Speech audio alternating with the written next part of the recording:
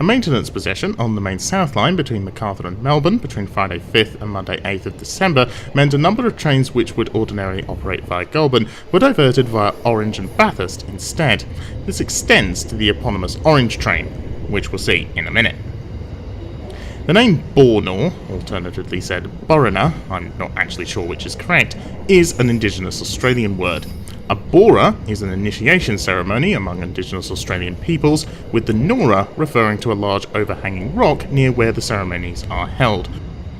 The Nora in question is likely in Borona Caves, and indeed the name was originally written by European settlers in the 1860s as Bora-Nora, the alteration to the current spelling being done on Sydney-based maps.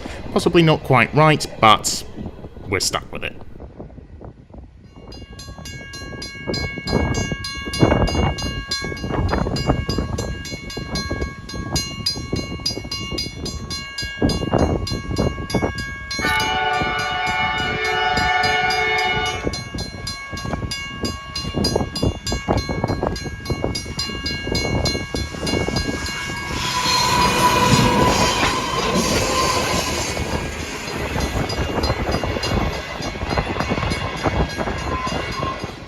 We will follow the eponymous orange and silver train, which today has dashes of yellow and blue as well, to 6 locations along its diverted route, starting here at Molong. The name Molong is an Aboriginal word and means all rocks, so presumably it includes the aforementioned Nora, where the Bora took place.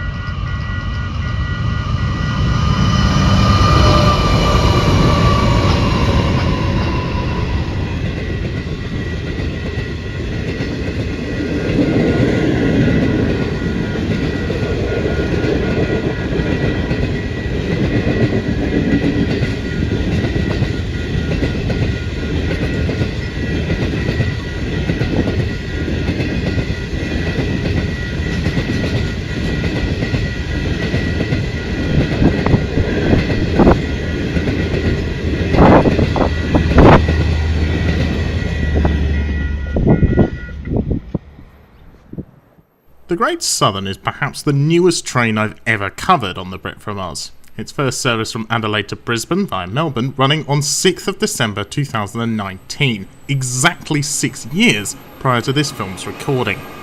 The train partially follows the route of the former Southern Spirit, which ran between 2010 and 2012 between various destinations, but was concentrated on what is now the Great Southern's route during its final days.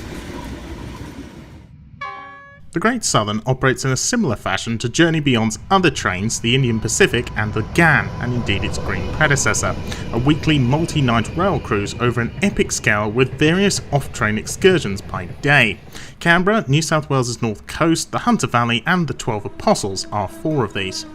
The Overland is the odd one out here, as that's not a weekly rail cruise, but a twice-weekly intercity service covering a much shorter distance, nowadays with no overnight running. Or special NR. This one's 87 times too small.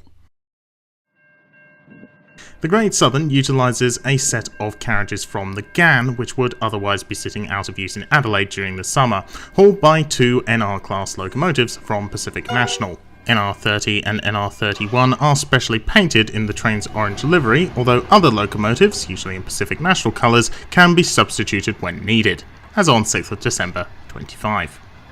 Notably, like the Southern Spirit, but unlike its transcontinental colleagues, and the Overland, the Great Southern does not operate year-round, only between December and February.